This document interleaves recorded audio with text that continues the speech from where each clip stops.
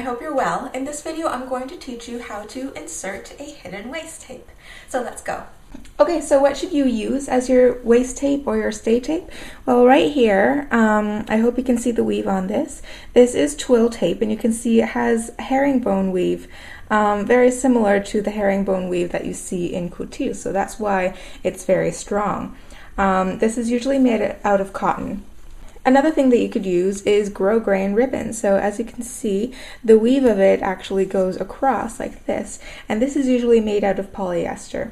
This feels a little bit thinner than the twill tape, but I basically use them interchangeably. I haven't really found any difference in which one stretches more or less than the other. So here is my unfinished corset. Here's the lining part. The first panel of the lining is the same fabric as the face fabric. You don't have to do that, but I like to. And this is what the outside is gonna look like. So the first thing you need to do is decide where your waist tape is gonna go. Obviously you want it at the waistline, but decide what part of the corset you want to attach it to. I usually like to attach it to the lining, just so if there are any seams or outlines caused by the waist tape, it's not gonna show on the outside, only the inside. Especially if you're going to be making a corset out of leather, pleather, PVC, anything like that. You don't want to attach it to the outside fabric because any little pinpricks you make will show up and they won't go away. So this is why I usually go with the lining. So what you need to do is figure out how much waist tape you need to stretch from the last panel to the first panel with about an inch left over on each side. If you marked where the waistline is supposed to go on your fabric, what you can actually do is just stretch the waist tape across the lining like so, making sure the lining isn't wrinkled in any way and making sure it's straight. And take your pencil or your chalk or whatever you're using to mark and just mark where the panels are. I also like to label which panels go where, so this panel will be 2, 3, 4, 5, and 6.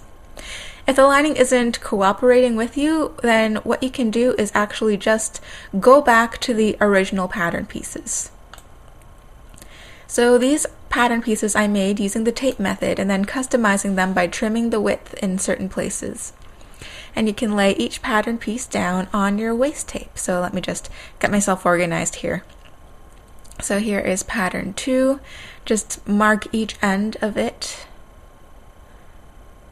like so.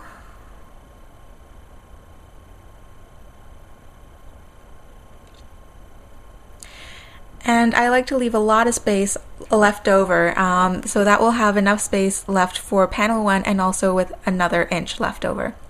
So once you're done with number 2, you take panel number 3 and you hold it adjacent to the line you had just made, and then you mark here, and then you take panel 4, hold it adjacent to where panel 3 ended, and mark here.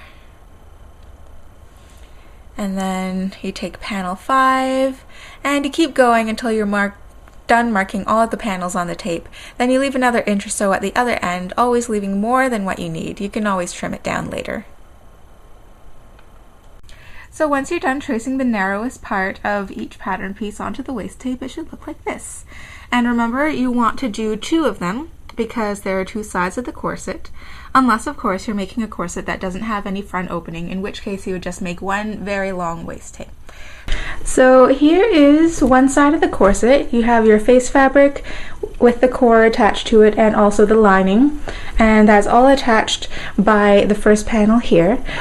So what I'm going to do next is I'm going to take the 6th panel here, the grommet panel, sew together the 6th panel of the face fabric and the 6th panel of the lining fabric right sides together, so it will look like so. So let me just do that and I will be right back. So I wanted to actually show you how I baste the waist tape, but it's sort of boring, so I just sped it up. What I'm working with is the corset with the lining and the fashion fabric sewn together at panel 1 and panel 6, so it forms a tube. Remember, it's all right sides together, so all the seam allowances right now are showing on the outside. I pressed all the seam allowances open. If you want to, you can press them all to one side, but I just like to do it this way. Just make sure you press the seams at all. Ironing is boring, but it really does help to make your work neater. Anyway, what I'm doing right now is aligning the waist tape at the waist on the lining part, starting at the 6th panel and then going towards the 1st panel. The lengthwise center of the waist tape is stretching horizontally on the marked waistline of the corset, and the little marks I made using the pattern pieces I'm using as a guide, and I line those up with the seams between each pattern piece. You can hand baste this or machine baste it like I'm doing here. I find it easiest to pin and baste one panel at a time as opposed to pinning them all and then basting them all. I'm actually basting in the seam allowance, so the basting isn't going to show up once you turn the corset right side out.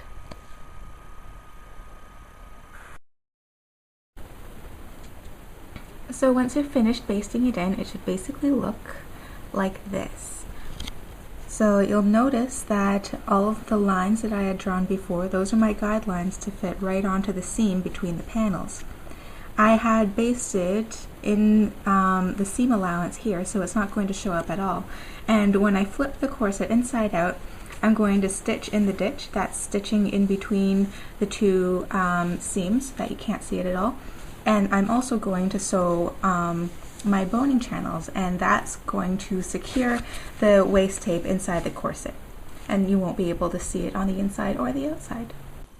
So in my next video, it's actually just a quick tutorial on showing you how to do stitching in the ditch, since I realized I didn't quite explain that clearly before. So look out for that, and then afterwards I will show you how to insert a busk. So I will talk to you guys later. Bye!